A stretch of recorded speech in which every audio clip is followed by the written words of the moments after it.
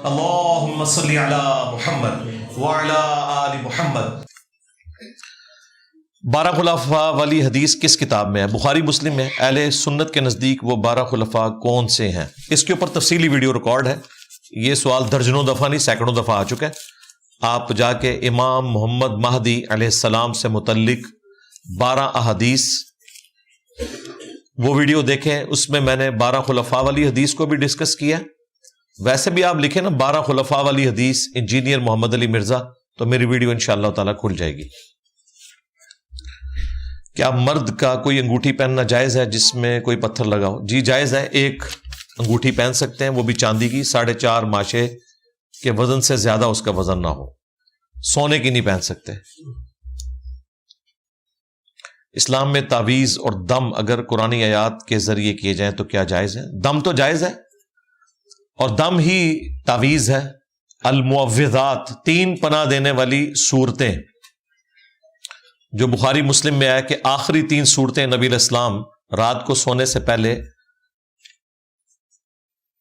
پڑھ کر 3 دفعہ اپنے ہاتھوں پر پھونک مار کے جسم پہ پھیرا کرتے تھے۔ اور مسلم شریف میں حدیث ہے اگر نبی علیہ السلام کے گھر والوں میں کوئی بیمار ہو جاتا تو بھی آپ علیہ السلام یہی عمل کیا کرتے تھے اس کے ساتھ۔ تو یہ ہیں اللہ کی پناہ دینے والی 3 صورتیں۔ ابو داؤد ترمذی میں ہے کہ نبی علیہ السلام نے ہر فرض نماز کے بعد یہ 3 صورتیں پڑھنے کا حکم فرمایا۔ تو اس کے اوپر میری ایک ویڈیو ہے نبی صلی اللہ علیہ وآلہ وسلم کے تعویذات، وہ آپ دیکھ سکتے ہیں۔ باقی یہ قرآن لکھ کر تعویذ گلے میں لٹکانا یہ کوئی ثابت نہیں ہے۔ یہ اسی طریقے سے ہے کوئی قرآن میں پڑھے کہ شہد میں شفا ہے اور شہد کی بوتل گلے میں لٹکا لے۔ ہاں، شہد چاٹنے سے شفا ہوگی، گلے میں بوتل لٹکانے سے شفا نہیں ہوگی۔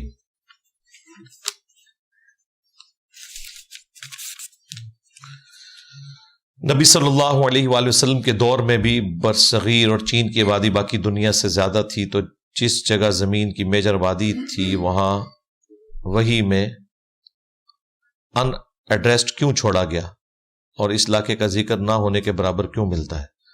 بھائی وَإِن مِّنْ أُمَّةٍ إِلَّا خَلَا فِيهَا نَذِيرٌ، کوئی امت ایسی نہیں گزری جن میں کوئی ڈر سنانے والا نہیں آیا، لیکن ہر زمانے میں تو نہیں آئے گا۔ نبی صلی اللہ علیہ وآلہ وسلم کو اللہ تعالیٰ نے بعثت خاصہ جو فرمائی وہ مشرکین عرب کی طرف تھی، امیین کی طرف، اور بعثت عامہ آپ کی پوری دنیا کے لیے تھی۔ وَمَا أَرْسَلْنَاكَ إِلَّا كَافَّةً لِلنَّاسِ بَشِيرًا وَنَذِيرًا، تو ظاہر ہے کہ سب کی طرف تو بیک وقت نہیں بھیجا جا سکتا تھا، ایک ہی طرف ہی بھیجنا تھا اور ان کے ذریعے آگے دعوت پھیلانی تھی، یہ اللہ کی سنت ہے۔ باقی آبادی کہاں پر زیادہ ہے کہاں پر کم ہے اسے کوئی فرق نہیں پڑتا۔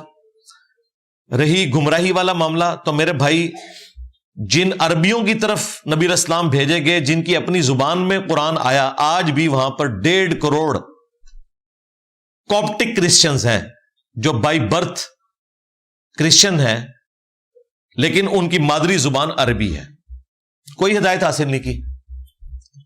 کئی 100 سال تک صوفیوں نے پنجے گاڑ کے رکھے، مزارات بنائے ہوئے تھے، انہیں نہیں پتا تھا مسلم شریف میں حدیث ہے قبروں پر عمارتیں نہیں بنانی، تو عربی آنے کا انہیں کوئی فائدہ نہیں ہوا۔ عربی کا فائدہ اسی کو ہوگا جس نے عمل کرنا ہے، جس نے عمل نہیں کرنا اسے عربی آنے کا کوئی فائدہ نہیں ہے۔ اس نے نہ عربی میں عمل کرنا ہے نہ اردو میں عمل کرنا ہے، یہ ذہن میں رکھیے گا۔ آج بھی عرب ملکوں میں آپ دیکھ لیں آپ کو گمراہی پنجے گاڑتے ہوئے نظر آئے گی۔ کویت کے اندر صوفیوں کا غلبہ ہے اور رفاعی سلسلے کے وہ عجیب و غریب قسم کے کارنامے کرتے ہیں، وہ پیٹ میں سلاخیں داخل کرتے ہیں، ان کی ویڈیوز رکھی ہوئی ہیں، ٹھیک ہے، ناچا کودا کر کے وہ مسجد میں ذکر کر رہے ہوتے ہیں۔ عربی آتی ہے ساروں کو، عربی آنے نہ آنے سے فرق نہیں پڑتا، دین کی تعلیمات پر عمل کرنے نہ کرنے سے فرق پڑتا ہے۔ تو یہ اپنے دماغ سے نکال دیں کہ یہاں پر اگر قرآن اردو میں نازل ہوتا ہے یا فارسی میں نازل ہوتا تو یہ لوگ ہدایت حاصل کر لیتے ہیں۔ ہدایت انہوں نے ہی حاصل کرنی تھی جنہوں نے ان کی تعلیمات پر عمل کرنا ہے، جس کا پریکٹیکل ثبوت یہ ہے کہ آج بھی عرب میں ہزاروں نہیں، لاکھوں نہیں، کروڑوں لوگ ہیں جو قرآن ہونے کے باوجود محروم ہیں، نبی علیہ السلام کے زمانے میں بھی اور آج بھی، مسلمانوں میں بھی اور نان مسلمز میں بھی۔ فارکس ٹریڈنگ حلال ہے یا حرام ہے؟ یہی لکھیں فارکس ٹریڈنگ تو میری ویڈیو کھل جائے گی۔ حلال اور حرام کاروبار کے جو اصول ہیں، میں نے پچھلی دفعہ اسلامک بینکنگ کے اوپر بات کی، اس میں میں نے اصولی باتیں کر دی ہیں. دنیا میں اس وقت ہزاروں نہیں لاکھوں کاروبار ہیں جن کے بارے میں آپ مجھے پوچھ سکتے ہیں کہ جی حلال ہے حرام ہے، تو بھئی مجھے تو پھر عمر نو بھی مل جائے تو میں ان کے اوپر ویڈیوز نہیں ریکارڈ کروا سکتا. میں نے جنرل ویڈیو ریکارڈ کروائی ہے جس میں میں نے اصول بتا دیے ہیں. بڑی آسانی سے ان اصولوں کی بنیاد کے اوپر آپ فیصلہ کر سکتے ہیں کہ جو آپ کاروبار کر رہے ہیں یہ حلال ہے یا حرام ہے.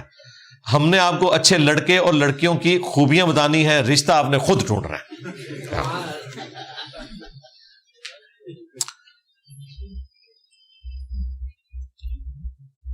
کچھ ماہ پہلے آپ نے محترمہ رومی صاحبہ کی ویڈیو کے نیچے کامنٹ کیے، دوسری طرف آپ کسی لڑکی کو انٹرویو نہیں دیتے. اس کا ایسے کیا تعلق ہے؟ یہ تو ہونا چاہیے تھا کہ کچھ مہینے پہلے آپ نے فلاں کو انٹرویو دیا اور آپ کہتے ہیں کہ آپ انٹرویو نہیں دیتے. یہ دو باتوں کو آپ ریلیٹ کر نہیں سکتے. سوال تو مر گیا. اس کا تو اس سے کوئی تعلق نہیں. میں تو کمنٹ جہاں مرضی کروں، وہ میری مرضی ہے. رہا جو انٹرویو دینے والا معاملہ ہے، اس کو بھی میں نے بیان کیا ہوا ہے کہ میں اس کا شرعی حکم کیا سمجھتا ہوں، اپنے لیے کیا سمجھتا ہوں. ٹھیک ہے، تو یہ دو باتیں آپس میں ریلیٹ نہیں کرتی. یا آپ نے خود سے اس کو ریلیٹ کرنا ہے تو وہ کرتے رہیں.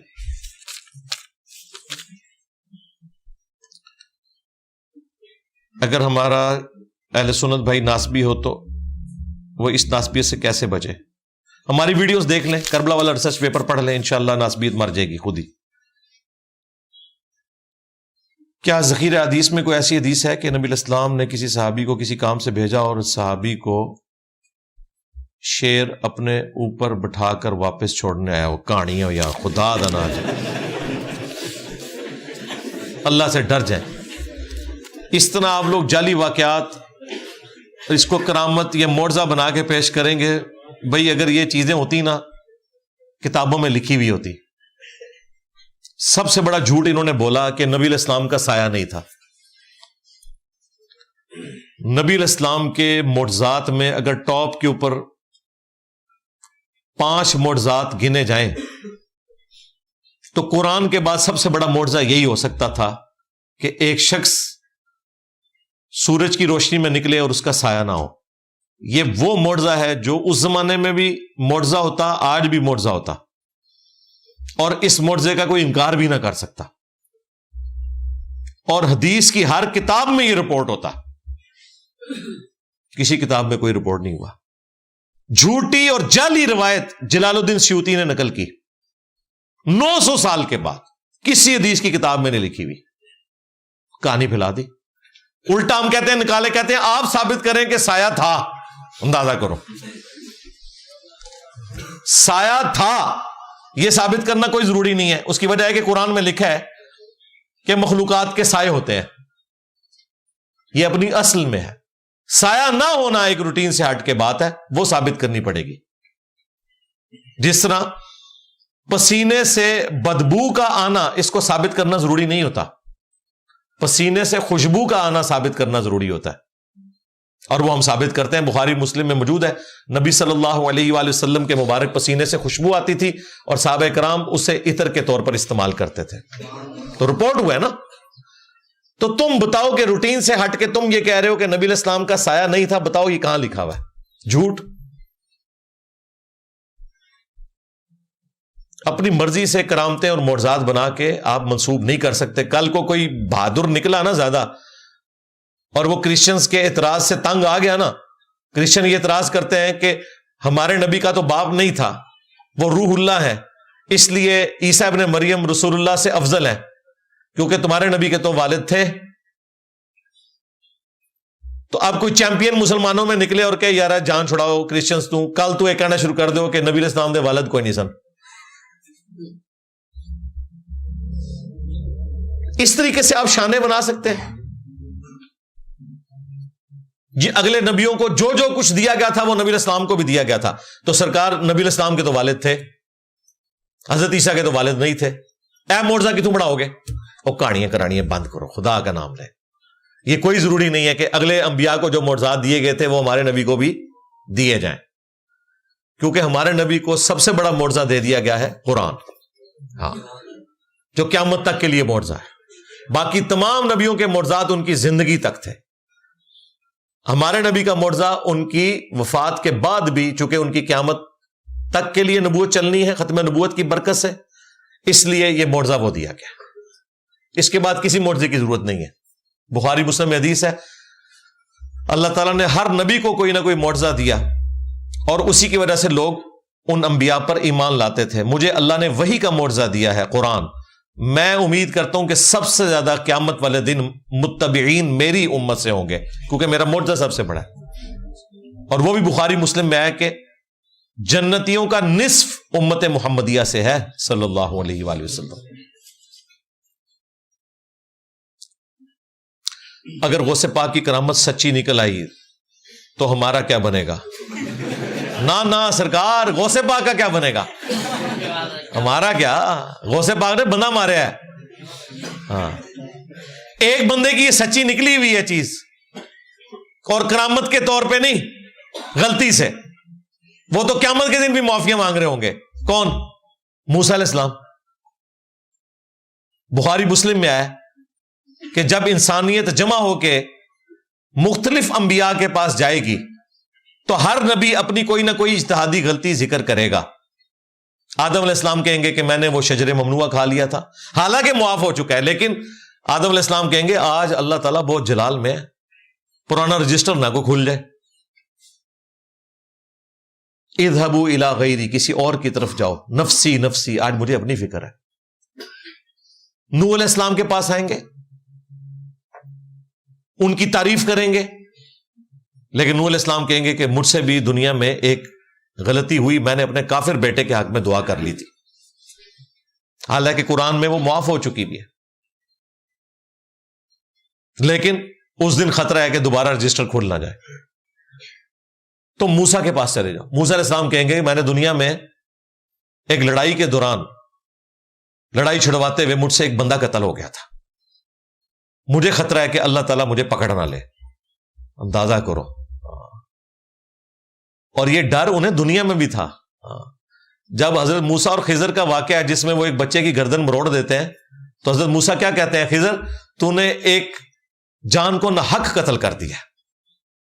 حالانکہ وہ خضر علیہ السلام حضرت اسرائیل کی ڈیوٹی پوری کر رہے تھے، وہ حضرت موسیٰ کو سکھایا جا رہا تھا.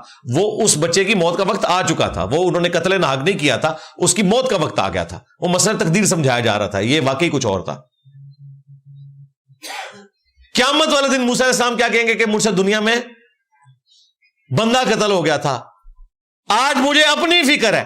تو بھائی غوث پاک نے جو وہ لوٹے کی ٹوٹی سیدھی نہ ہونے کے اوپر بندہ مارا ہوا ہے، ہاں، تو دعا کرو اے کرامت سچی نہ نکلے. غوث پاک گئے نہیں تھے.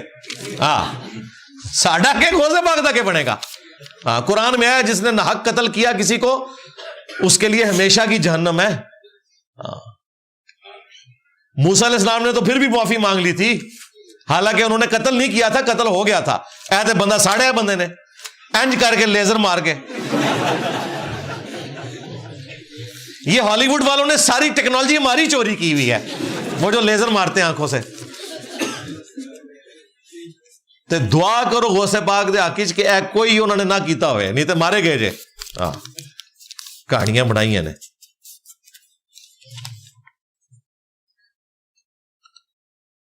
شیعہ علماء سے سننے کو ملتا ہے کہ کربلا میں ایک عیسائی بھی شریک تھا اور اس کی جان کی قربانی کے بدلے امام حسین نے اس کو جنت کی بشارت دی تھی. کیا بغیر کلمہ پڑھے عیسائی جنت میں جائے گا؟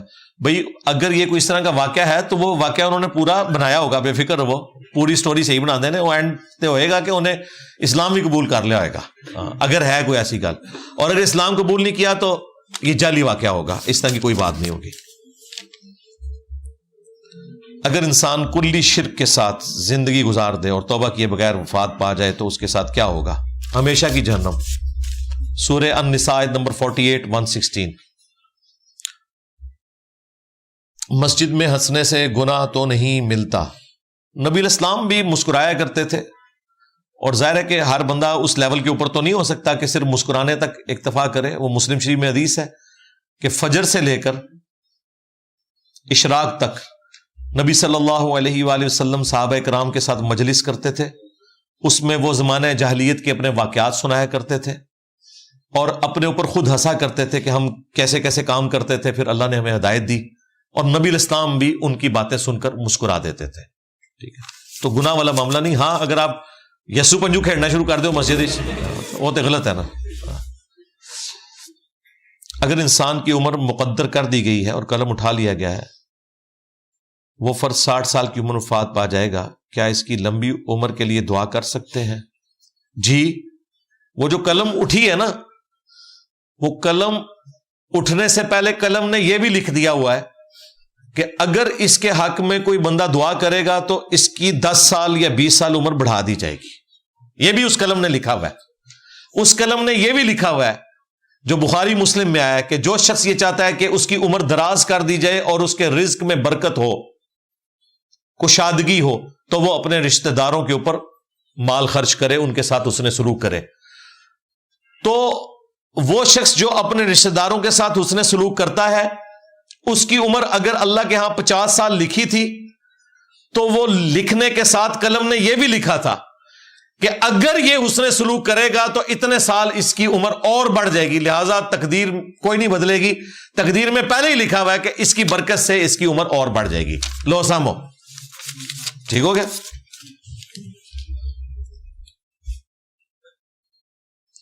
اگر ایک شخص نبی علیہ السلام کے دور میں پیدا ہوا مگر اس تک نبی علیہ السلام کا پیغام نہ پہنچا، تو کیا وہ جہنم میں جائے گا یا جنت میں جائے گا؟ اہل فطرت میں شمار ہوگا. صرف ایک خدا کا مان لینا کافی ہے، اور یہ اس زمانے کے لیے بھی ویلڈ تھا، آج بھی ویلڈ ہے، قیامت تک ویلڈ ہے. انہیں کہا جاتا ہے اہل فطرت.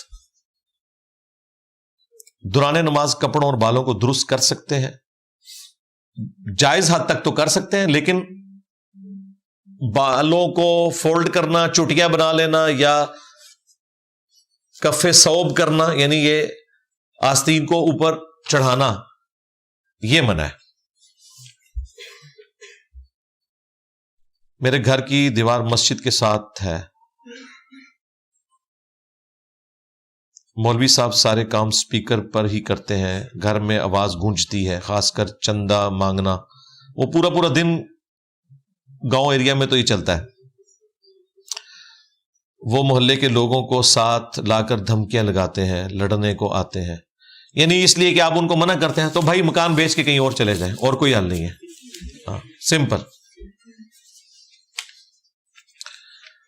رفع الیدین کے بغیر نماز ہو سکتی ہے؟ کیا نبی صلی اللہ علیہ وآلہ وسلم نے رفع الیدین ترک کرنے کا حکم دیا تھا؟ کوئی حکم نہیں دیا تھا جی، بالکل جھوٹ ہے. رفع الیدین کے ساتھ ہی سارے نماز پڑھتے ہیں. پہلا تو سارے کرتے ہیں، وطر والا بھی سارے کرتے ہیں، اور عید والے رفع الیدین بھی کرتے ہیں. وہ لوگ جو کہتے ہیں رفع الیدین منسوخ ہو چکا ہے اور یہ گھوڑوں کی دمیں ہلانے جیسا عمل ہے. عید والے دن وہ خود بھی شریر گھوڑوں کی دمیں بنے ہوتے ہیں. تو اس کا مطلب ہے کہ ان کو بھی پتا ہے رفع الیدین کوئی نہیں منسوخ ہوا، ورنہ عید کا بھی چھوڑ دیتے نا. کہانی بنائی ہوئی ہے. مسئلہ 70B میں نے تفصیل سے ریکارڈ کروایا، وہ دیکھ لیں. کیا اسلام میں شادی سے پہلے لڑکا اور لڑکی کا محبت کرنا، موبائل پر بات چیت کرنا جائز ہے؟ ناجائز ہے جی، بالکل ناجائز ہے. اگر محبت والا کو معاملہ ہو گیا تو اس کو رشتے میں کنورٹ کریں بجائے یہ موبائل پہ چلانے کے. کیا خلافت عثمانیہ کی خلافت سچ میں خلافت تھی یا وہ بھی ملوکیت تھی؟ ملوکیت ہی تھی جی.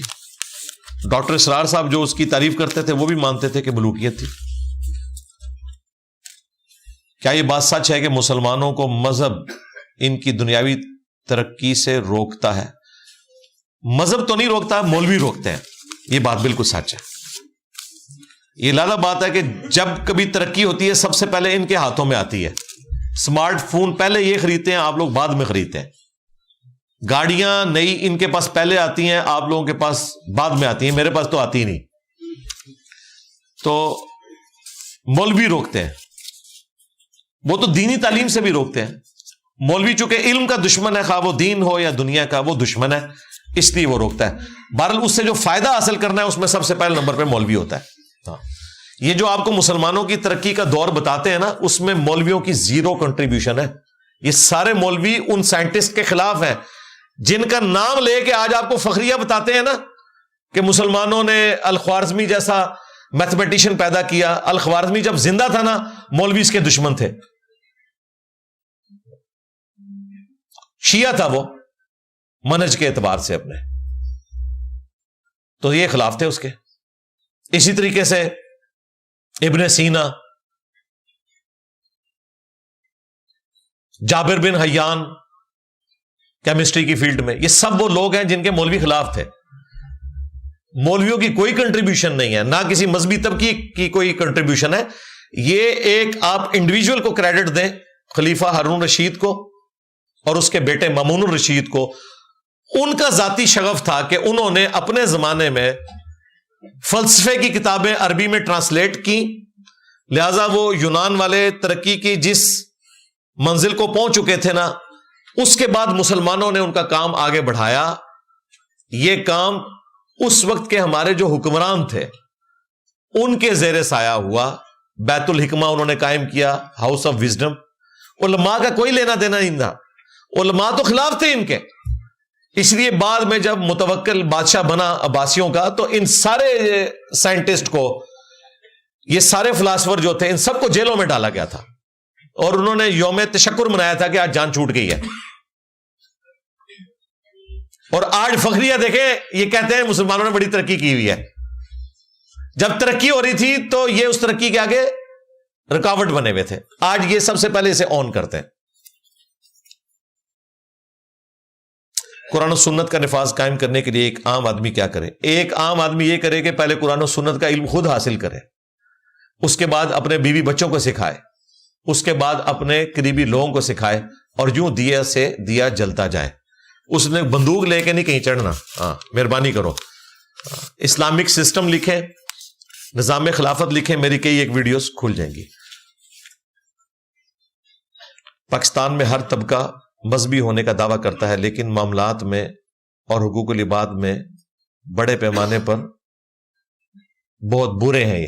ہاں جی اس طرح ہی ہے, ٹھیک ہے, مذہبی ہونے کا دعویٰ کرتا ہے نا, مذہبی ہے نہیں ہے نا, لیکن یہ حقیقت بات ہے کہ میں تو دیکھ لوں نا کسی دکاندار کی داڑھی ہے, میں اسے سودا نہیں لیتا, میں کہنا انہیں بڑا پیڑا چک مارنا ہے. بالکل یہ گل صحیح ہے تھوڑی.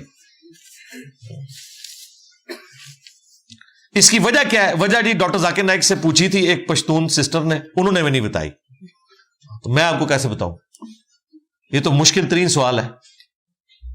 انہوں نے سوال کا رخ دوسری طرف پھیر دیا کہ جی وہ معاشرہ مذہبی کیسے ہو سکتا ہے جہاں پہ یہ سب کچھ ہوتا ہو. وہ بھائی مذہبی لوگ ہی یہ سارے کام کرتے ہیں. ایک عام آدمی مسجد میں برا کام کرتے ہوئے ڈرتا ہے, مولوی جنازے کی چارپائی کے اوپر منہ کالا کر لیتا ہے. مولوی مسجد کے اندر وہ سب کچھ کرتا ہے جو ایک عام بندہ مسجد سے باہر کرتے ہوئے ڈرتا ہے. اب آپ لاکھ کہتے رہے نہیں وہ تو مسجد نہیں ہے, وہ مولوی نہیں ہے, ٹھیک ہے کہتے رہے. یہ وجہ ہے جی, ہم نے آج تک اپنی غلطی کو غلطی نہیں مانا, اس لیے اصلاح بھی نہیں کی. بدعتی اپنی بدعت تب چھوڑے گا جب اسے پتا چلے گا یہ بدعت ہے. وہ تو اسے ثواب سمجھ کے کر رہا ہے, تو وہ کیوں چھوڑے گا؟ اس طریقے سے مولوی بھی یہ ساری حرکتیں جو کر رہا ہے نا, یہ اس کو جائز سمجھتے ہوئے کر رہا ہے, تو کیسے چھوڑے گا؟ ایک دیندار طبقہ وہ یہ سمجھتا ہے کہ ہم نماز اور داڑھی کے ذریعے اللہ تعالیٰ کو دھوکہ دے لیں گے, لہٰذا ہم اپنے رشتہ داروں کا مال بے شک ہڑپ کر لیں. وہ قرآن میں لکھا رہے کہ جنہوں نے یتیموں کا مال حق ہڑپ کیا وہ اپنے پیٹ میں دوزخ کی آگ بھر رہے ہیں. وہ کہیں گے کہ ٹھیک ہے ہم قیامت دن کوئی 100-150 نفل دے کے جان چھڑوا لیں گے, حالانکہ ایسا نہیں ہونا. صحیح مسلم میں حدیث ہے, جانتے ہو مفلس کون ہے؟ صحابہ نے کہا ہم تو اسی کو مفلس سمجھتے ہیں جس کے پاس دنیا کا مال نہ ہو. آپ نے فرمایا میری امت کا مفلس وہ ہے جو قیامت کے دن پہاڑوں کے برابر نماز, روزہ, حج, زکات لے کر آیا, لیکن اس حال میں کہ دنیا میں کسی کو مارا, کسی کا خون بہایا, کسی کو تکلیف دی, کسی کو دکھ پہنچایا. وہ سب لوگ قیامت کے دن آئیں گے ایک ایک کر کے اپنا بدلہ لیں گے, اور اس دن بدلہ ہوگا نیکیوں کے ذریعے. اللہ تعالیٰ کہے گا کہ اس کے پاس تو کچھ نہیں ہے, اس کی نیکیاں تمہارے کھاتے میں. اینڈ پہ اس کی نیکیاں بھی ختم ہو جائیں گی, ابھی بھی کچھ لوگ باقی ہوں گے جن کا بدلہ اس نے ابھی دینا ہوگا. پھر اللہ تعالیٰ فرمائے گا کہ اب تمہارے گناہ اس کے کھاتے میں ڈالوں گا, اور اوندا منہ کر کے جہنم میں, جس کی پہاڑوں کے برابر نیکیاں تھی اب پہاڑوں کے برابر گناہ لے کے وہ جا رہا ہے, اور وہ گناہ جو اس نے نہیں کیے ہوئے انڈائریکٹلی, چونکہ اس نے دنیا میں حقوق العباد پورے نہیں کیے. لو سامو. کیا ایسے امام مسجد کے پیچھے نماز پڑھنا جائز ہے جو نبی صلی اللہ علیہ وآلہ وسلم کو مشکل کشا مانتا ہو؟ شرک والے امام کے پیچھے نماز پڑھنا یہ پوری ڈاکٹرن ہے، وہ آپ ویڈیو دیکھ لیں تو آپ کو بات سمجھ آ جائے گی انشاءاللہ۔ میں زہر کے ساتھ فجر اور عصر پڑھتا ہوں، واہ، اور عشاء کے ساتھ مغرب پڑھتا ہوں، کیا یہ جائز ہے؟ نہیں، فجر بھی ساتھ پڑھ لیا کریں۔ ہاں بھئی، نمازیں جمع ہو سکتی ہیں صرف زہر اور عصر اور مغرب اور عشاء، اور وہ بھی ضرورتاً، نبی علیہ السلام کی عمومی سنت یہ نہیں ہے۔ کبھی کوئی مجبوری ہے تو آپ ایسا کر سکتے ہیں، یا پرماننٹ کسی کے ساتھ کوئی مجبوری ہے، جس طرح ایک بندہ اسکول کالج میں پڑھتا ہے اور اسے ٹائم نہیں ملتا، نماز قضا ہونے کا اندیشہ ہے، تو وہ زہر عصر اکٹھی کر سکتا ہے، مغرب عشاء اکٹھی کر سکتا ہے، روزانہ بھی کر سکتا ہے، لیکن فجر تو الگ وقت میں پڑھنی ہے۔ ہاں کسی کی فجر رہ گئی ہے تو ظاہر 5 کی گنتی تو پوری کرنی ہے، پھر آپ بے شک زہر سے پہلے پڑھ لیں یا رات کو سونے سے پہلے پڑھ لیں، وہ ایک الگ بات ہے۔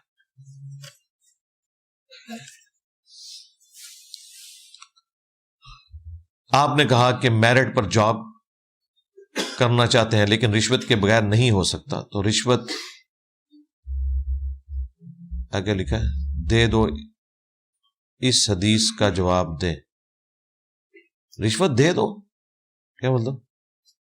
رشوت، وہ تو حدیث تو وہ یہ ہے کہ رشوت لینے والا اور دینے والا، ہاں وہ جو ابن ماجہ کی حدیث ہے وہ بالرضا ہے، جہاں کوئی آپ کو مجبور کر دے اپنے حق کے لیے تو وہ آپ دے سکتے ہیں، لیکن کسی کا حق چھیننے کے لیے آپ رشوت نہیں دے سکتے۔ آپ میرٹ پہ آئے، سلیکشن بھی ہوگی، اب وہ کہہ رہے کال لیٹر تب ملے گا رشوت دو، تو آپ سلیکٹ ہیں، لیکن آپ نہ ٹیسٹ میں پاس ہوئے نہ انٹرویو میں اور رشوت دے کے جاب حاصل کر لیں، وہ نہیں۔ اس طریقے سے بجلی کا میٹر لگوانے کے لیے بعض اوقات دینی پڑتی ہے، اس میں صرف لینے والا گنہگار ہے۔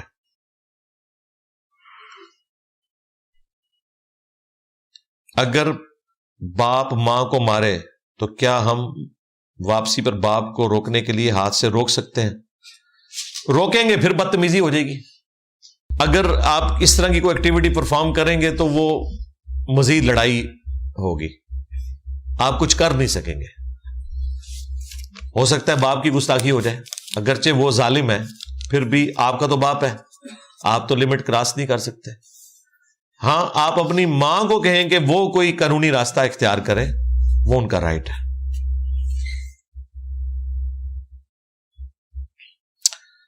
پوری دنیا میں سب سے زیادہ اسلامی قانون کہاں نافذ ہے؟ یورپ اور امریکہ میں۔ روزمرہ زندگی سے گناہوں سے کیسے بچا جائے؟ اچھی صحبت کر کے، قرآن کی تلاوت ترجمے کے ساتھ سن کر، اگر پڑھنے میں تردد ہے سنیں، ہماری قرآن تفسیر کی کلاسز دیکھیں اور اچھی صحبت میں رہیں، خواہ وہ فزیکل صحبت ہو یا وہ سوشل میڈیا کی فارم میں ہو، بری صحبت سے بچیں۔ اگر مسجد سے جوتے چوری ہو جائیں تو کیا ہم کسی اور کے پہن کر گھر جا سکتے ہیں؟ جی نہیں، پہن اس طرح نہیں جا سکتے۔ اس کی وجہ یہ ہے کہ آپ بھی پھر چوری کر کے نکل رہے ہیں نا کسی اور کے۔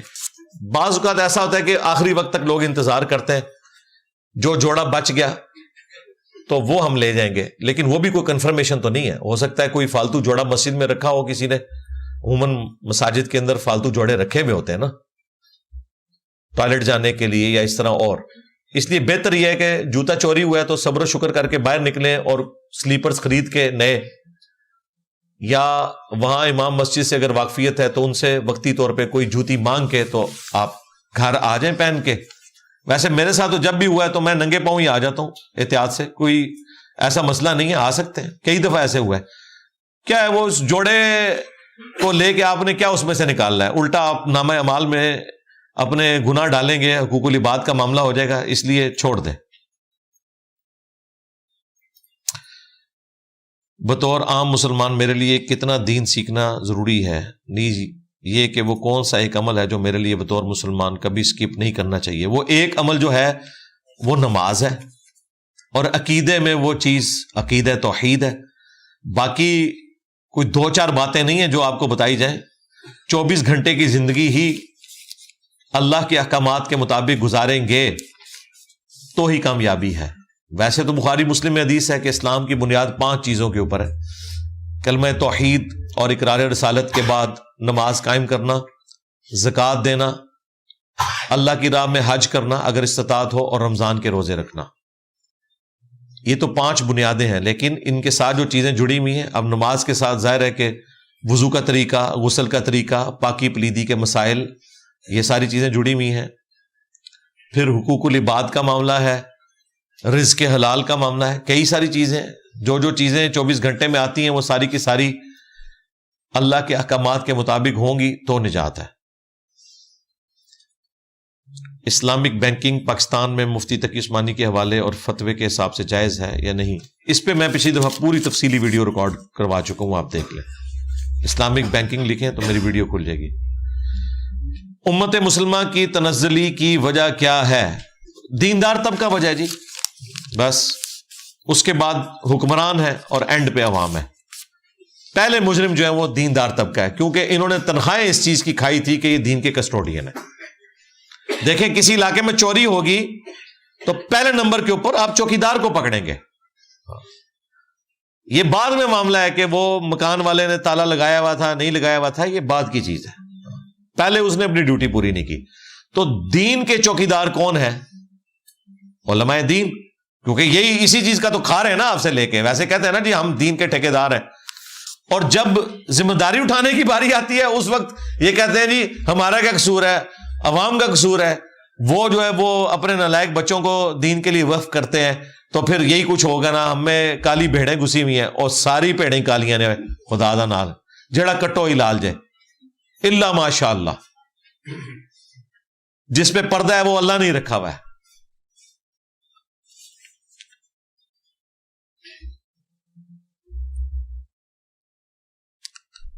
انبیاء کرام علیہ السلام کی انسانوں میں سے سلیکشن کا کرائٹیریا کیا تھا؟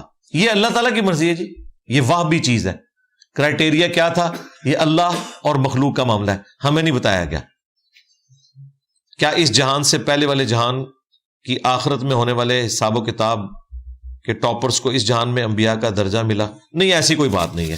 اگر کوئی فلسفی یا کوئی فقیہ اس قسم کی باتیں کر دے تو علیحدہ بات ہے۔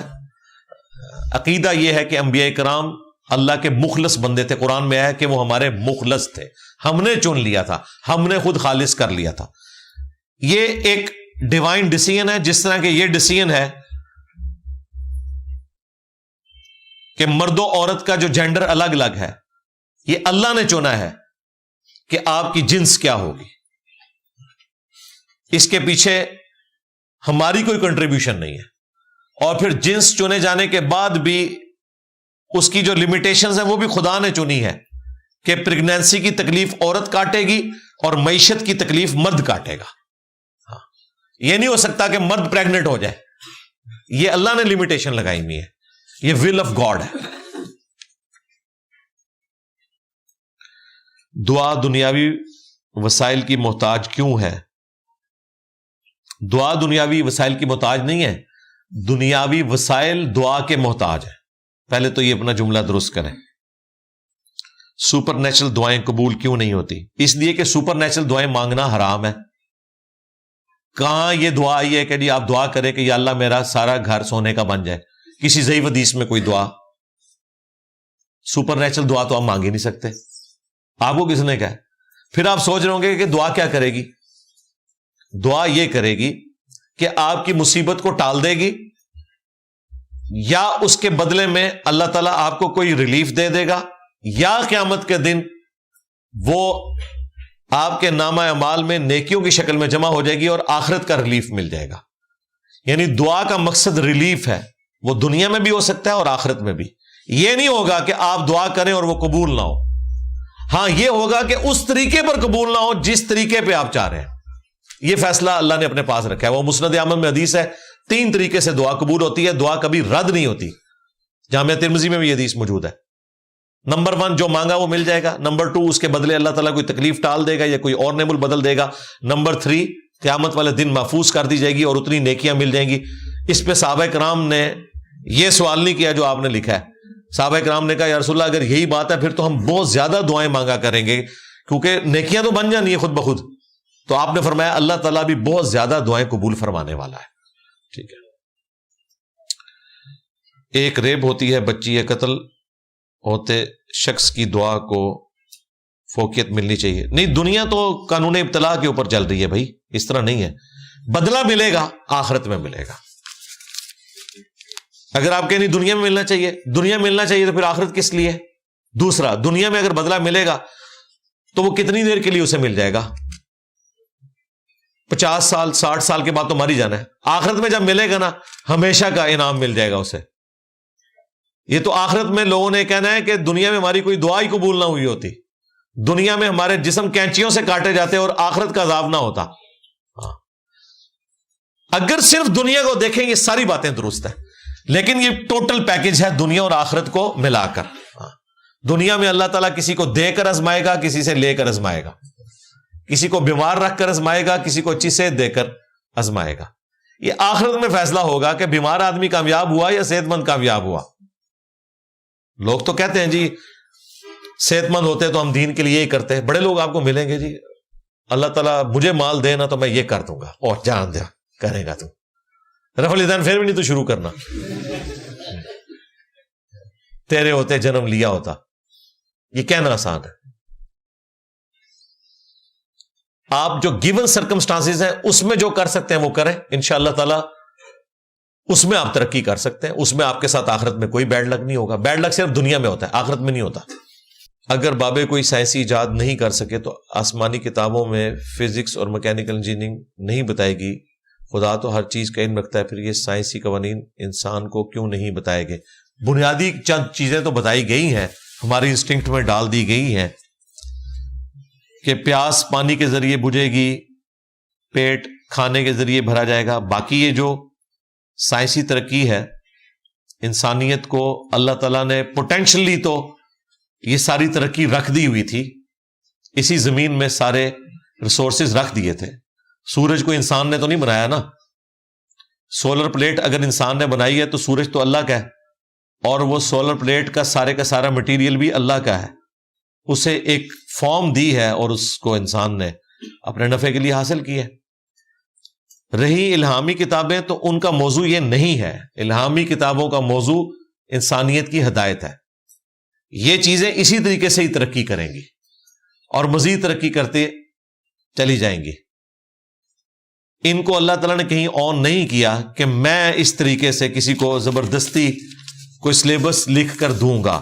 ہاں, وقتاً فوقتاً مختلف لوگوں کو اللہ تعالیٰ نے ایسی صلاحیتیں دی ہیں کہ ان کی سوچنے سمجھنے کی صلاحیت عام لوگوں سے زیادہ ہوتی ہے, ان کا ویژن عام لوگوں سے زیادہ ہوتا ہے. آئنسٹائن تھا, نیوٹن تھا, کوپرنیکس تھا, گلیلیو تھا, یہ عام لوگوں سے ہٹ کے ذہین ترین لوگ تھے, اور اس طرح کے لوگ آج بھی موجود ہیں, قیامت تک آتے رہیں گے, اور وہ غور و تفکر کریں گے, اور ان کے لیے اللہ تعالیٰ شرح صدر بھی کرے گا. غیبی مدد بھی اللہ تعالیٰ کی آئی ہے, صرف ذہن کا خیال نہیں. کبھی خواب میں بھی کوئی چیز اللہ تعالیٰ نے کسی کو دکھا دی اور اس کے ذریعے اس نے آگے معاملات کو چلایا.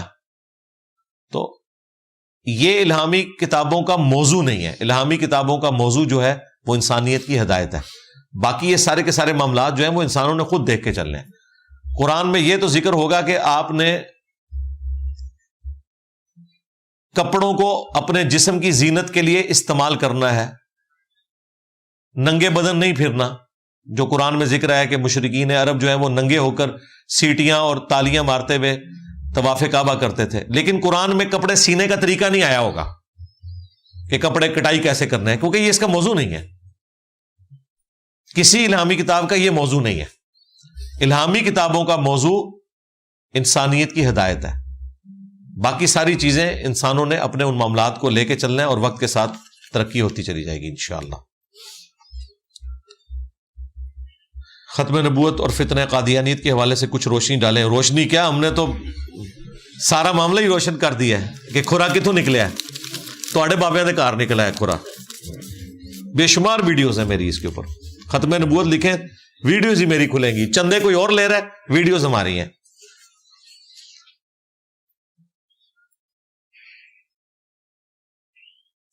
ہجرت کرنا چاہتا ہوں خالص اللہ کے لیے، کیونکہ وہاں کوئی میرا ماضی نہیں جانتا ہوگا۔ کہاں ہجرت کرنا چاہتا ہوں جی؟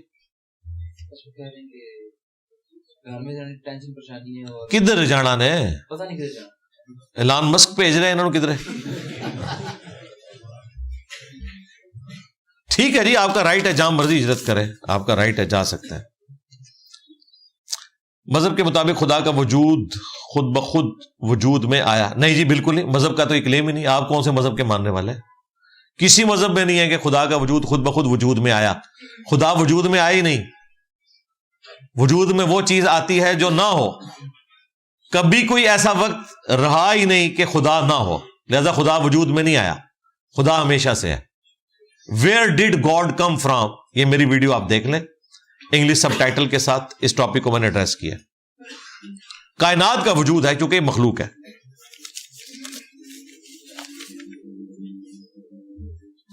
میکڈونلڈس سمیت انٹرنیشنل برانڈ کا بائیکاٹ کے حوالے سے آپ کا کیا موقف ہے؟ کیا یہ میں تو میکڈونلڈ کھاتا ہی نہیں ہوں، مجھے کیا اس سے موقف کیا کوئی دلچسپی ہے؟ جو آپ کا دل کرتا ہے وہ آپ کریں۔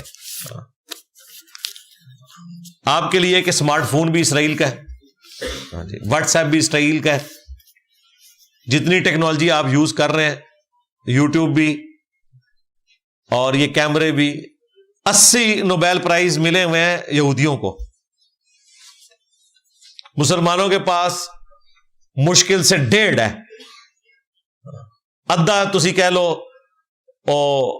ایک جو ہے وہ ملالہ یوسفزئی کو، اور 1 نوبیل پرائز وہ بنگلہ دیش کے جو ڈاکٹر ہیں، اللہ کرے مسلمان ہی ہو، جن کو اکنامکس مسلمان ہی ہے جی، وہ جو ابھی پرائم منسٹر بنے ہیں ان کے، ہاں بس 1.5 ہے تھوڑے کو، ترقی بھی پھر انی ہوئے گی نا۔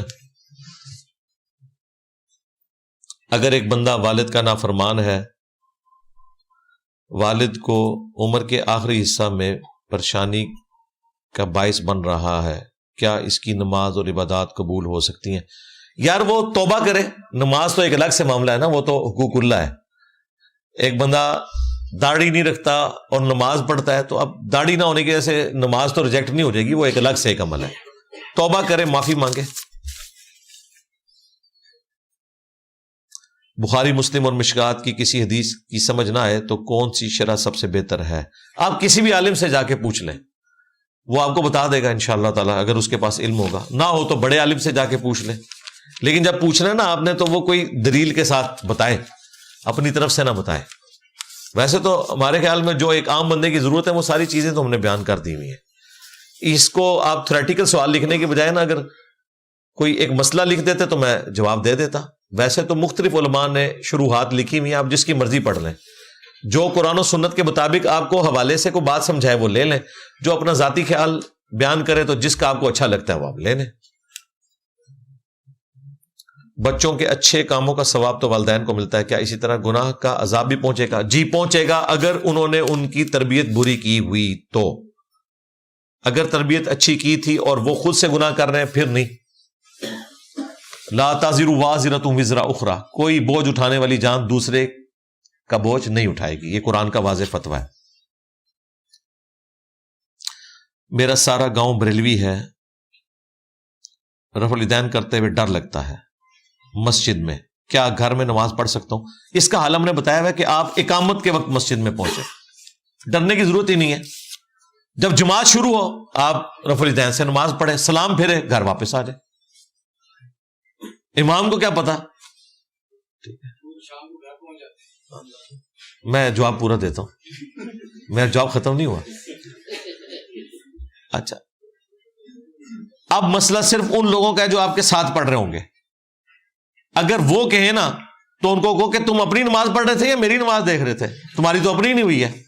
انہوں نے کہا اگ لاؤ، انہوں کو نماز جماعت وچ تم انہوں کر دے ویکھیا تے تو نماز کیڑی پہ پڑھتا ہے؟ میری نماز پہ تکتا سا، تیری تو اپنی نماز نہیں ہوئی۔ پھر ان کو اس طریقے سے جواب دینا۔ باقی گھر آ جائے، چائے شربت پلائیں انہیں، اور انہیں بتائیں کہ غوث پاک عبد القادر جیلانی نے نماز کا طریقہ غنی الطالبین میں یہ لکھا ہے، ٹھیک ہے؟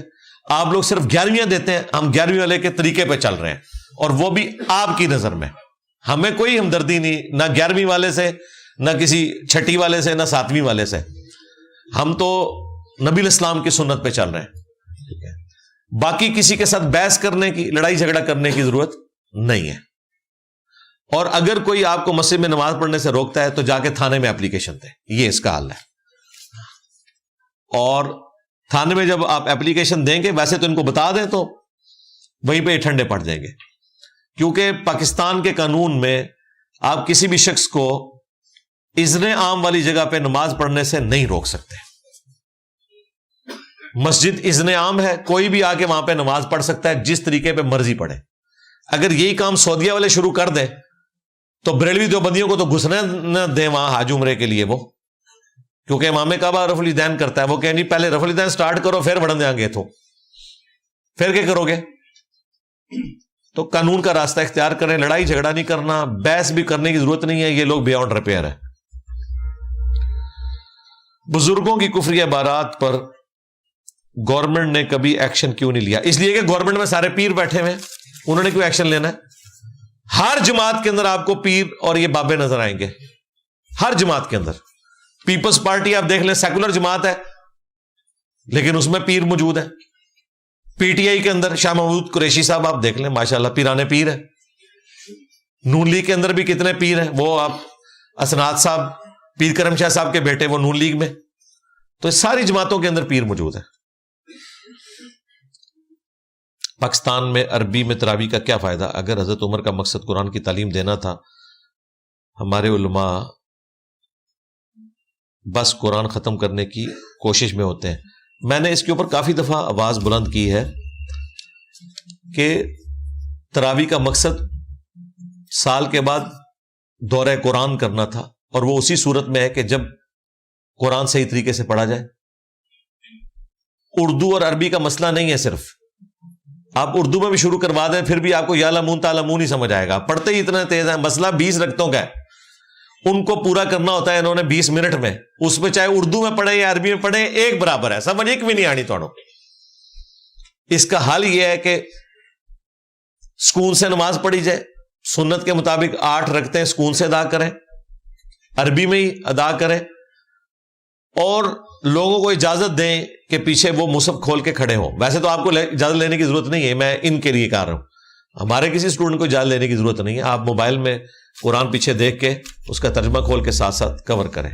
اس کے اوپر میں کافی دفعہ بول چکا ہوں. جب نبی علیہ السلام نے 3 دن قیام اللیل کیا اور چوتھے دن غصے سے منع فرمایا تو حضرت عمر نے تراویح کیوں شروع کروائی؟ حضرت عمر نے صرف ایک آپشن کے طور پر شروع کرائی، اس لیے کہ نبی صلی اللہ علیہ وآلہ وسلم کو بھی یہ عمل پسند تھا. آپ نے اس عمل سے نفرت نہیں کی ہے. جو غصے میں آئے وہ یہ کہہ کر آئے کہ مجھے خدشہ ہے کہ فرض نہ ہو جائے. غصہ اس بات پہ نہیں ہوئے کہ تراویح پڑھنا گناہ ہے.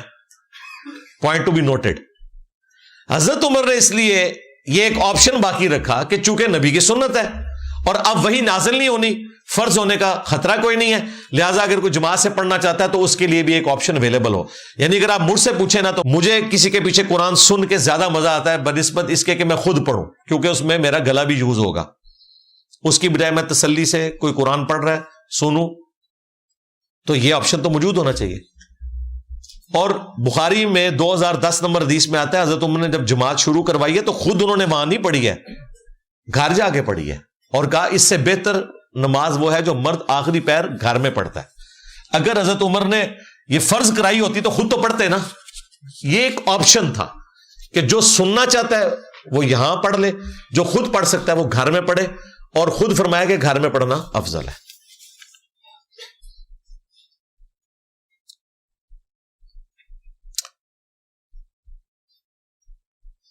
رسول اللہ صلی اللہ علیہ وآلہ وسلم بشر، جبکہ حدیث میں آیا ہے کہ آپ آدم علیہ السلام سے بھی پہلے موجود تھے، تو کیا یہ تضاد نہیں ہے؟ یہ بالکل ڈیفرنٹ چیز ہے بھائی. آدم علیہ السلام سے پہلے تو آپ بھی موجود تھے، میں بھی موجود تھا. اللہ کے علم میں روح کی شکل میں ہم سب لوگ موجود تھے.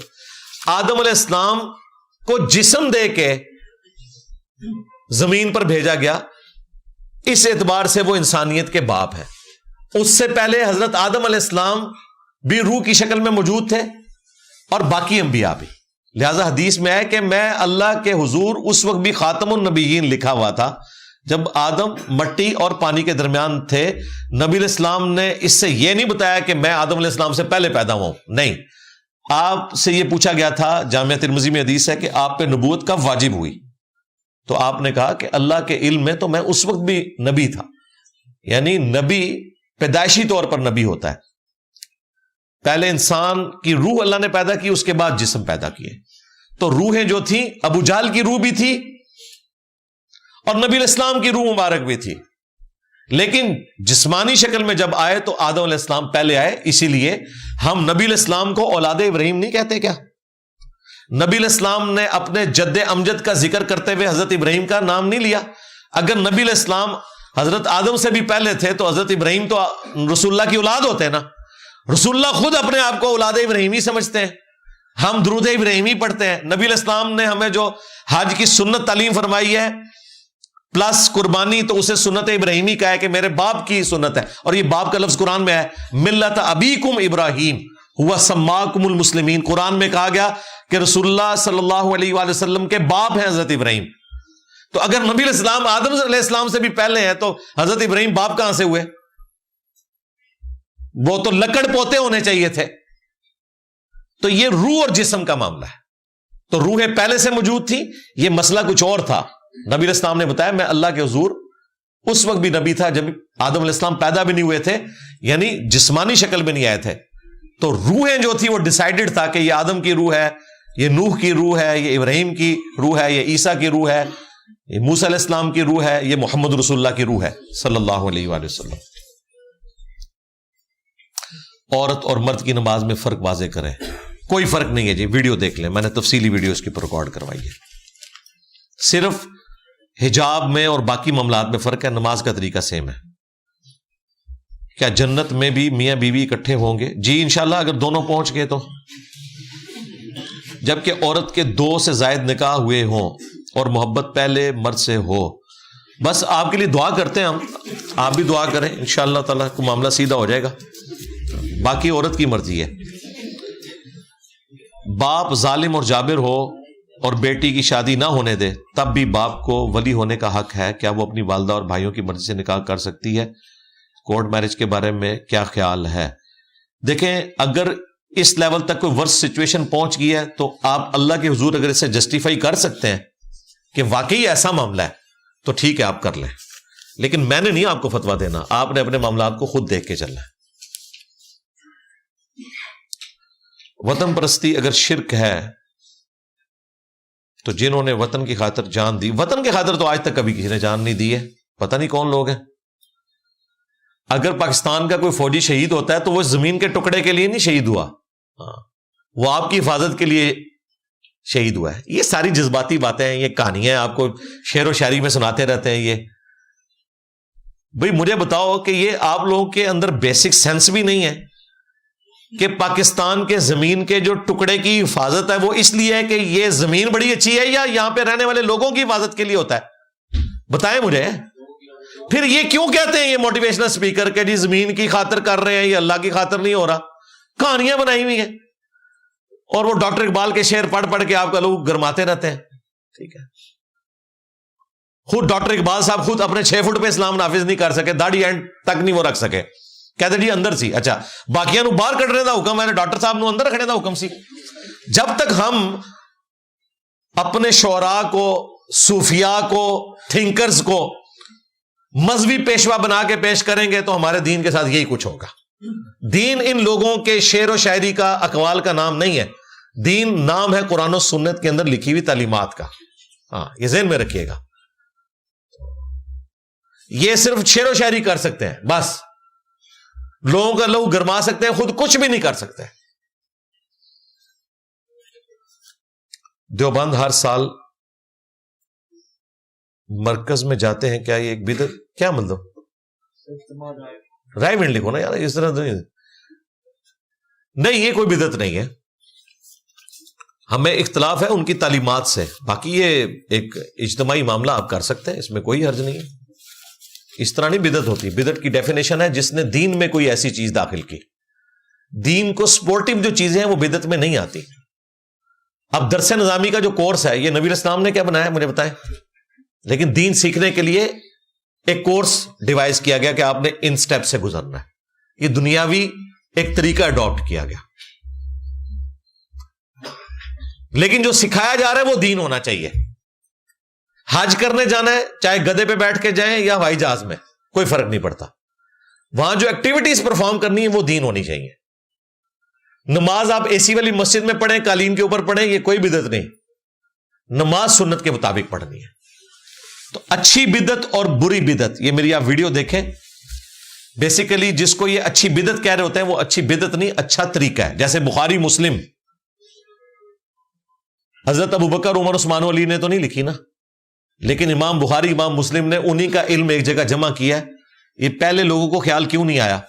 انہوں نے اسلام میں اچھا طریقہ جاری کیا ہے. بدعت نہیں ہے. بدعت تب ہوتی جب یہ حدیثوں کی بجائے بابوں کے اقوال لکھتے ہیں. یہ ایک طریقہ ہے. اب ویلیو ایڈیشن ہوئی ہے, اس کے سافٹ ویئر بن گئے, مکتبۃ الشاملہ بن گیا, اسلام 360. امام بخاری صحیح بخاری سے حدیث ڈھونڈنے میں شاید 15 منٹ لگا دیں, لیکن ہمارا بچہ یوں ڈھونڈ لے گا. کیوں؟ نمبر ڈالے گا, حدیث باہر آ جائے گی. 2812, اگر ہم امام بخاری سے کہیں ذرا آپ 2812 ڈھونڈیں, ان کو تو سمجھ نہیں آئے گی کہ 2812 ہے کیا, کیونکہ امام بخاری نے حدیث کے نمبر نہیں لگائے ہوئے تھے. نمبر تو ابھی لگے ہیں 30-40 سال پہلے. قرآن کی آیات کے نمبر بھی نہیں تھے, آپ کو پتا ہے. صرف آیت کی نشانی ہوتی تھی کہ آیت جہاں مکمل ہوئی ہے وہاں چھوٹا سا تے ڈالتے تھے, وہ تے کے پھر نقطے اڑ گئے, اب وہ دائرہ رہ گیا. صحابہ کرام کے زمانے میں یہ تو تھا کہ سورہ ملک کی 30 آیات ہیں, لیکن آیت نمبر 9 کیا ہے وہ ان کو گن کے بتانی پڑے گی. آج اگر کوئی صحابی بھی آ جائے نا دنیا میں اور ہم اسے پوچھیں کہ ان اللہ وملائکتہ یصلون علی النبی اللہم صلی علی محمد وعلی آل محمد, یہ آیت کس پارے میں ہے, تو کہے گا پارا کیا ہوتا ہے؟ اس زمانے میں تو پارا ہی نہیں تھا. یہ تو بنو امیہ کے دور میں 30 پارے بنے نا. ہم کہیں گے چلیں بتائیں کس سورت میں, وہ کہیں گے ہاں سورت الاحزاب میں ہے. ہم پوچھیں آیت نمبر کون سی ہے, وہ کہتے ہیں نمبر کیا ہوگا. ہمارا بچہ بھی بتا دے گا آیت نمبر 56 ہے, سورت نمبر 33 ہے. صحابہ کرام صورتوں کو نمبروں سے یاد نہیں رکھا ہوا تھا, ترتیب تھی, نمبر نہیں تھے صورتوں کے, نہ آیتوں کے نمبر تھے. آپ دیکھیں گورے جتنے ہیں وہ جب کوئی قرآن کی آیت کوٹ کریں گے نا تو وہ اس طرح کریں گے کوٹ 33-56. سورہ احزاب کی آیت نمبر 56 کو وہ کہیں گے 33-56. 0572 سورۃ المائدہ کی آیت نمبر 72. یہ نمبرنگ آج ہے اور اس کی وجہ سے کتنی آسانی ہو گئی ہے. تو قرآن کی نمبرنگ بھی بعد میں ہوئی ہے, احادیث کی بھی بعد میں ہوئی ہے. تو یہ کوئی بدعت نہیں ہے بلکہ ایک اچھا طریقہ ہے. قرآن اور کتاب میں کیا فرق ہے؟ قرآن اور کتاب ہم مانا بھی ہو سکتے ہیں, اور بسا اوقات کتاب سے مراد لوح محفوظ بھی ہے, اور بسا اوقات کتاب سے مراد شریعت بھی ہے. یہ ڈیپینڈ کرے گا کہ کس کانٹیکسٹ میں یہ بات ہو رہی ہے. جس طرح ایک لفظ ہے حرام, یہ مسجد الحرام میں آئے گا تو اور معنوں میں آئے گا, اور ولد الحرام میں آئے گا تو اور معنوں میں آئے گا. لفظ ایک ہی ہے, ٹھیک ہے. تو یہ ڈیپینڈ کرے گا, تو جنرل اس طرح نہیں ہوتا. صحابہ کے اختلاف پر اعتراض ہے تو اہل علم جواب دیتے ہیں کہ قرآن مجید میں ارشاد ہے کہ پہلے لوگوں کے اعمال ان کے ساتھ, تمہارے آپ کے ساتھ. قرآن میں یہ نہیں لکھا ہوا بھائی, قرآن میں تو کچھ اور لکھا ہوا ہے. قرآن میں اگر یہ لکھا ہوا ہے تو قرآن تو خود پھر اپنی خلاف ورزی کر رہا ہے. قرآن میں حضرت یوسف علیہ السلام کے بھائیوں کی غلطی کا ذکر ہوا ہے, تو اگر ان کے اعمال ان کے ساتھ تھے تو ہمیں بتانے کی کیا ضرورت تھی؟ اگر ہمارے ابا اور اماں کے اعمال ان کے ساتھ تھے تو ہمیں کیوں بتایا گیا کہ تمہارے اماں ابا کو شیطان نے ورگلایا, دیکھنا تمہیں نہ ورگلا دے, سورۃ الاعراف میں. تو اس کا مطلب ہے یہ بات کچھ اور ہو رہی. یہ ہے کہ اگلے لوگوں کے نیک اعمال ان کے لیے ہیں, تمہارے لیے تمہارے نیک اعمال ہوں گے, اپنے اعمال لے کے آنے ہیں. یہ نہیں ہے کہ اگلے لوگوں کے وبال ان پر ہیں اور تم پر تمہارا وبال ہے لہذا ان کا ذکر ہی کوئی نہیں تم نے کرنا. یہ کہیں قرآن میں نہیں آیا ہوا. یزید کے 10 جھوٹے دفاع, اس میں میں نے یہ آیت کور کی ہے, تلک امۃ قد خلت لہا ما کسبت ولکم ما کسبتم. یہ ترجمہ ہی غلط کیا ہوا انہوں نے. یہ نیک اعمال کے بارے میں ہے, ان کے لیے ان کے نیک اعمال جو لے گئے, تمہارے لیے وہ نیک اعمال ہوں گے جو تم کماؤ گے. یہودیوں صرف حضرت ابراہیم کی نسبت تمہیں کام نہیں آئے گی. یہ نہیں کہ وہ اپنے برے اعمال لے کے چلے گئے, تمہارے برے اعمال تمہارے لیے ہیں, لہٰذا ان کے بارے میں تمہیں نہیں پوچھا جائے گا کہ انہیں کون سے برے اعمال کیے. استغفر اللہ, یہ تو بات ہی نہیں ہو رہی. یہ تعریف کی ہے انہوں نے قرآن کی. رشتے کے سلسلے میں اپنا فرقہ کیا بتائیں؟ انہیں کہ جی ہم نے فرقوں کو 3 طلاقیں دے دی ہوئی ہیں, ہم فرقہ واریت میں نہیں پڑھتے, ہم مسلمان ہیں, بس یہی کافی ہے. بس یہ بتائیں, فرقہ کون سا بتانا ہے؟ فرقے تو ہے ہی نہیں ہے. ہر مسلمان کا عقیدہ ہے کہ ہر دعا قبول ہوتی ہے, تو اسرائیل تباہ کیوں نہیں ہو رہا جبکہ ہر مسلمان یہ دعا کرتا ہے؟ یہ باپا جانی سے پوچھے نا کہ کدھر کے بزرگ نکائے مارنے والے. دعا قبول ہوتی ہے اس کے اوپر تو میں پہلے 15 منٹ بول چکا ہوں کہ وہ کس طریقے سے قبول ہونی ہے. وہ ویسے قبول نہیں ہونی جس طرح کہ آپ چاہیں گے, وہ اللہ کی مرضی. باقی دنیا بقدر ایفرٹ ہے, سیدھی سی بات ہے. اسرائیل نے شروع میں تو آپ کہہ سکتے ہیں کہ امریکہ اور گریٹ برٹن نے انہیں اکوموڈیٹ کیا, اس کے بعد اسرائیل نے اپنے آپ کو ثابت کیا ٹیکنالوجی کے ذریعے سے کہ وہ دنیا کو رول کریں گے. ابھی بھی امریکہ ان کو سپورٹ کرتا ہے, لیکن یہ حقیقت بات ہے کہ انہوں نے ٹیکنالوجی ڈیولپ کی ہے. تو آپ بھی ٹیکنالوجی ڈیولپ کریں. آپ دادا صاحب کی گھوڑی سے باہر ہی نہیں نکل رہے. ٹوٹل تہاڈی ٹیکنالوجی ہے.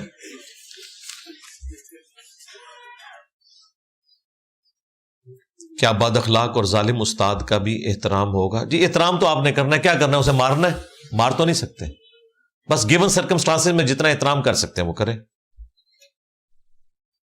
جبکہ ورکشاپ وغیرہ کے استاد جن کے پاس شاگرد کام سیکھتے ہیں تو ٹھیک ہے, کوئی اور بہتر استاد دیکھ لے, اور اگر نہیں ملتا تو اس کا وبال اس کے اوپر ہوگا. آپ صبر و شکر کر کے اپنے معاملات کو لے کے چلیں. پاکستان کے حالیہ دور میں جتنی پولرائزیشن ہے اس میں یزیدیت اور حسینیت کی شناخت کر کے بتائیں. کوئی نہیں ہے جی بھائی. آج کے جو سو کالڈ حسین ہیں پرانے وہ یزید تھے, اور جو آج کے یزید ہیں وہ پرانے حسین تھے, اور یہ بھی ان کے زام کے مطابق. ہمارے نزدیک نہ تو یہ یزید ہے اور نہ حسین کا تو نام ہی نہ لیں, چھوڑ دیں, وہ تو بات ہی چھوڑ دیں. سب دنیا دار ہے. میرے کچھ دوست شادی حال میں کام کرتے ہیں, میں اسٹوڈنٹ ہوں, کیا وہ کھانا میرے لیے حلال ہے؟ اس بات میں شبہ رہتا ہے. مطلب کھانا کیا وہ جو بچ جاتا ہے, تو وہ جو کام کرنے والے وہاں پہ لوگ ہیں نا, اگر ان کو کوئی کھانا ان کا مالک دیتا ہے کہ یہ جو بچ گیا یہ اب آپ کا ہے, وہ جس کو مرضی کھلائیں آگے سے, وہ تو ٹھیک ہے. لیکن یہ نہیں ہو سکتا کہ وہاں کام کرنے والے آپ کو شادی کسی اور کی ہے تو آپ کو جو ہے وہ دلہن کی طرف سے یا دولہے کی طرف سے شو کر کے تو وہاں لنگر تھوڑا اوتھے کھوا دیں, وہ تو غلط ہوگا. بچے ہوئے میں سے وہ بھی ان کے حصے میں سے.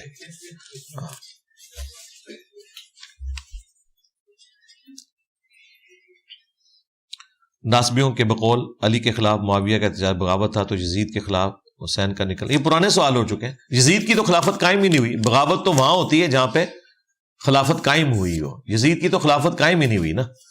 اگر وہ خلیفہ برحق ہوتا تو بغاوت ہوتی نا, اس کی خلافت تو قائم ہی نہیں ہوئی. جب خلافت قائم ہی نہیں ہوئی تو اگلے معاملات تو چلیں گے نہیں. کوئی مرد کسی عورت کو اپنے حقوق اس وقت بتائے گا جب اس کے ساتھ شادی ہوگی. اگر شادی نہیں ہوئی ہے تو وہ اسے کیسے کہہ سکتا ہے کہ تو میرے حقوق بیوی والے پورے کر؟ ایسا ہو ہی نہیں سکتا. اس طریقے سے جو چیز اسٹیبلش ہی نہیں ہوئی اس کے بعد کے احکامات اس کے اوپر لگیں گے نہیں. وہ تو دھونس اور زبردستی کے ساتھ سارا معاملہ ہوا. یزید کے 10 جھوٹے دفاع میری ویڈیو دیکھ لیں, اس میں میں نے اس کو بھی ڈسکس کیا ہے کہ تلوار کے زور کے اوپر یہ مامو جان نے اپنا ہونہار ہم پہ مسلط کیا تھا. اس کا دین سے کوئی تعلق نہیں ہے. کیا اسلام واقعی مکمل ضابطہ حیات ہے؟ نئی ایجادات اور دریافتوں کو مذہبی پیرامیٹر پر جانچنا کیوں ضروری ہے؟ کوئی ضروری نہیں میرے بھائی. کس نے کہا آپ جانچیں ان کو؟ حلال و حرام کے معاملات دیکھنے. باقی یہ جو ٹیسٹ ٹیوب بیوی بالکل ٹھیک ہے, کروا سکتے ہیں. اگر سیم میاں بیوی ہے اور کسی اور عورت اور مرد کی انوالومنٹ نہیں ہے تو کروائیں, کوئی مسئلہ نہیں ہے. لیکن اگر کسی اور مرد و عورت کو انوالو کریں گے تو پھر ظاہر ہے نسب والا معاملہ ہے. اسلام میں تو نسب کی اہمیت ہے, اس اعتبار سے اسے دیکھنا ہے. باقی آپ یوز کریں, باقی سارا کچھ ہو رہا ہے. پہلے تو میرے بھائی ہر 10 میں سے 5 یا 6 عورتیں پریگنینسی کے دوران فوت ہو جاتی تھی.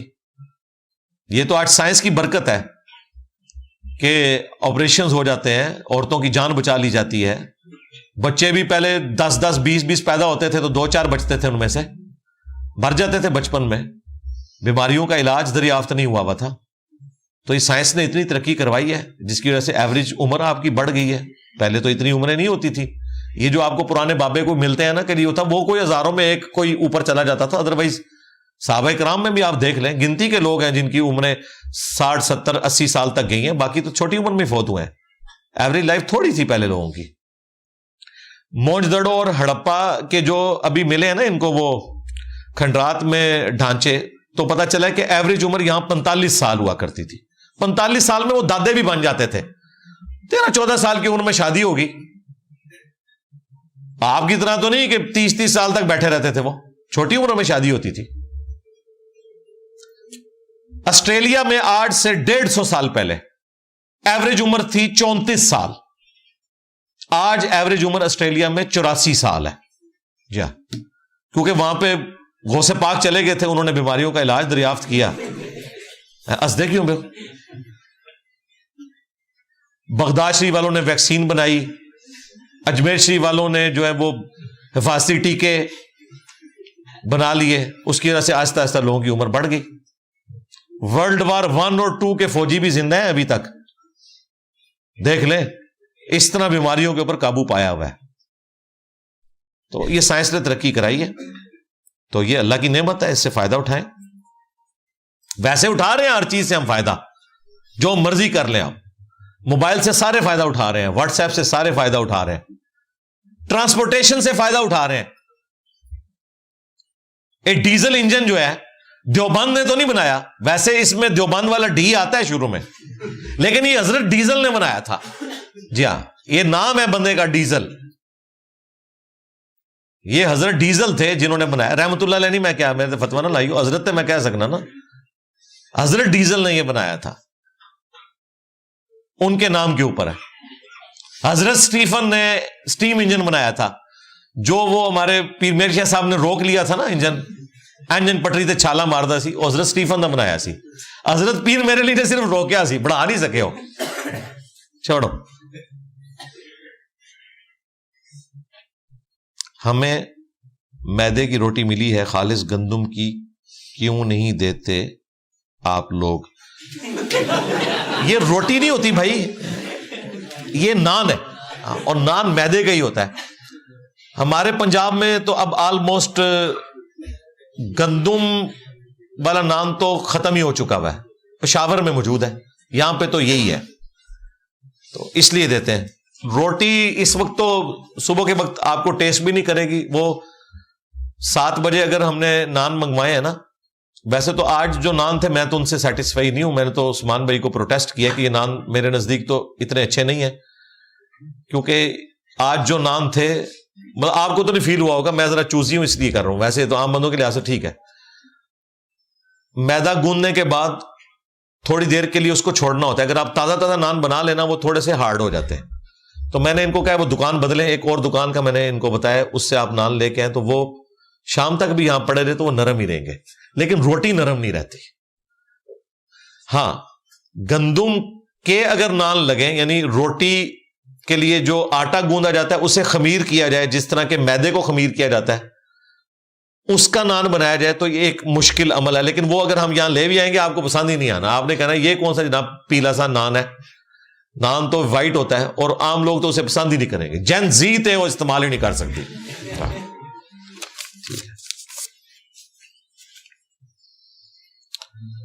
کیا حضرت موسیٰ علیہ السلام مرنے کے بعد معراج پر نماز کی تخفیف میں نبی علیہ السلام کی مدد کر سکتے ہیں؟ تو بزرگ مرنے کے بعد کیوں نہیں کر سکتے؟ یہ پرانا اعتراض ہو گیا.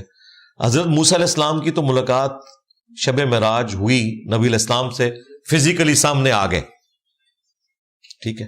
آپ کے بھی سامنے اگر کوئی بزرگ آ جاتا ہے نا, تو آپ اس سے نیسلے کی بوتل منگوا لیں. یہ تو فزیکل مدد ہے, سامنے آئے ہیں وہ. نبی علیہ السلام نے حضرت موسیٰ علیہ السلام کی قبر پہ جا کے ان کو نہیں کہا کہ آپ قبر سے نکلیں اور میری مدد فرمائیں. یہ چھٹے آسمان کے اوپر فزیکل ملاقات ہوئی ہے, آمنے سامنے.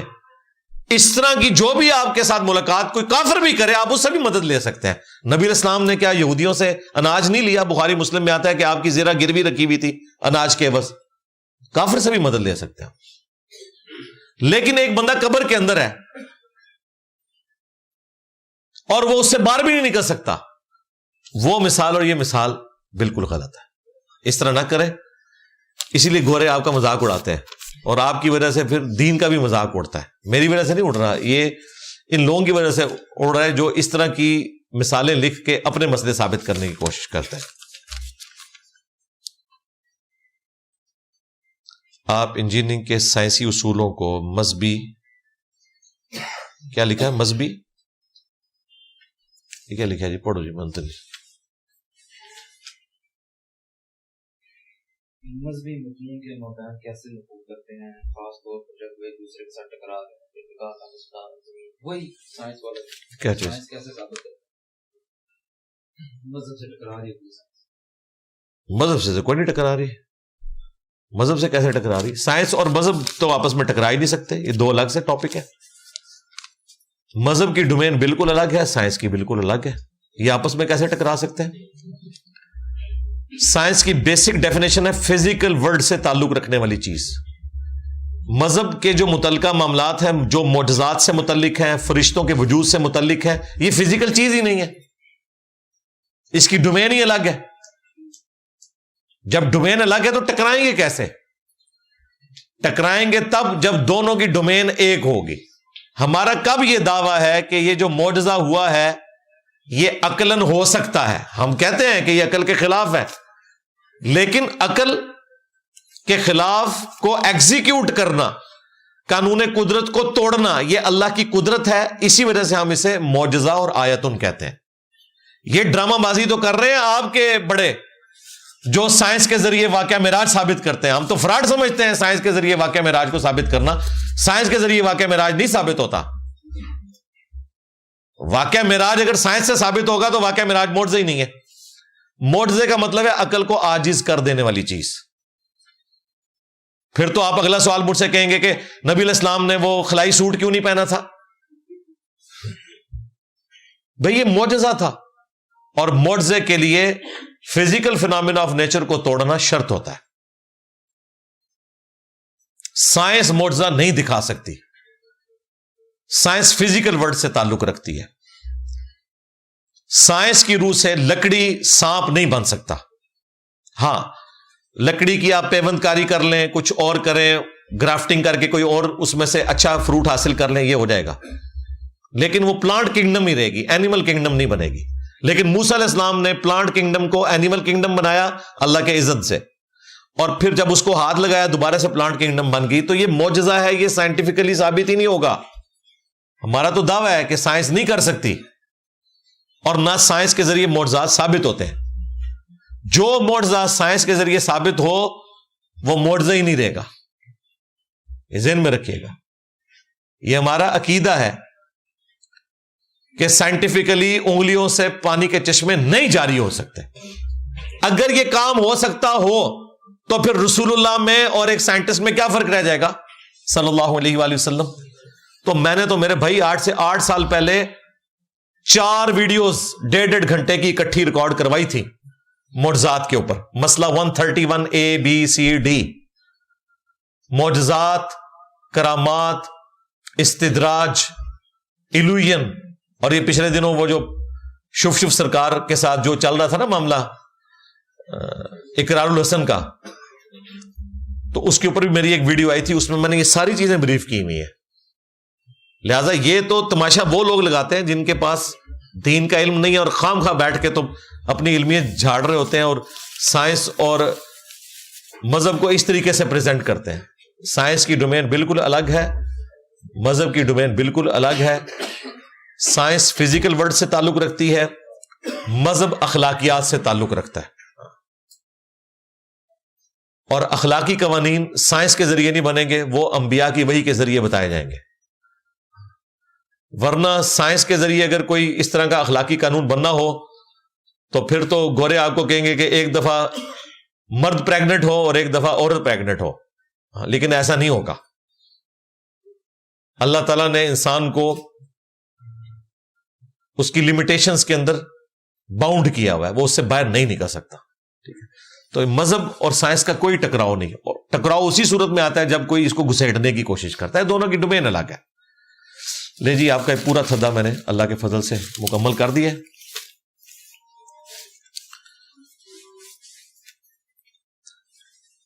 کافی سارے لوگوں نے دعاؤں کے لیے ریکویسٹ کی ہوئی ہے، اینڈ پہ ہم دعا بھی کر لیتے ہیں. اللہم انی اسألک بأنک انت اللہ لا الہ الا انت الاحد الصمد الذی لم یلد ولم یولد ولم یکن له کفوا احد وإلہکم الہ واحد لا الہ الا هو الرحمن الرحیم الف لام میم اللہ لا الہ الا هو الحی القیوم اللہم صلی علی محمد وعلی آل محمد ربنا آتنا فی الدنیا حسنہ وفی الآخرۃ حسنۃ وقنا عذاب النار ربنا آتنا من لدنک رحمہ وہیئ لنا من امرنا رشدا رب ارحمہما کما ربیانی صغیرا ربنا هب لنا من ازواجنا وذرياتنا قرة اعین وجعلنا للمتقین اماما اللهم اغفر لحینا ومیتنا وشاہدنا وغائبنا وصغیرنا وکبیرنا وذکرنا وانثانا اللهم من احییته منا فاحیه علی الاسلام ومن توفیتہ منا فتوفہ علی الایمان. اے اللہ، جن جن بھلائیوں کا سوال تیرے محبوب صلی اللہ علیہ وآلہ وسلم نے تجھ سے کیا، ہمارے حق میں، ہمارے ماں باپ کے حق میں، ہمارے بیوی بچوں کے حق میں، پوری امت کے حق میں قبول منظور فرما. جن جن چیزوں کے شر سے تیرے محبوب صلی اللہ علیہ وآلہ وسلم نے تیری پناہ طلب کی، تمام مسلمانوں کو ان چیزوں کے شر سے اپنی پناہ عطا فرما. اے اللہ، خصوص بالخصوص فلسطین کے مسلمان، کشمیر کے مسلمان، انڈیا کے مسلمان، چائنا کے مسلمان، افغانستان میں، شام میں، یمن میں، عراق میں، پاکستان میں، جہاں کہیں کس پرسی کی زندگی گزار رہے ہیں، غیب سے ان کی عزت، آبرو، جان و مال کی حفاظت فرما. ہمارے ملک پاکستان کی خیر فرما، پورے عالم اسلام کی خیر فرما، اندرونی اور بیرونی خطرات سے محفوظ فرما. تمام مسلمانوں کی تمام نیک دلی جائز دعائیں اپنی بارگاہ میں قبول منظور فرما. اے اللہ، ختم نبوت صلی اللہ علیہ وآلہ وسلم کی برکت سے ہمیں اپنے محبوب صلی اللہ علیہ وآلہ وسلم کی مبارک دعوت پوری امت میں پہنچانے کی توفیق عطا فرما.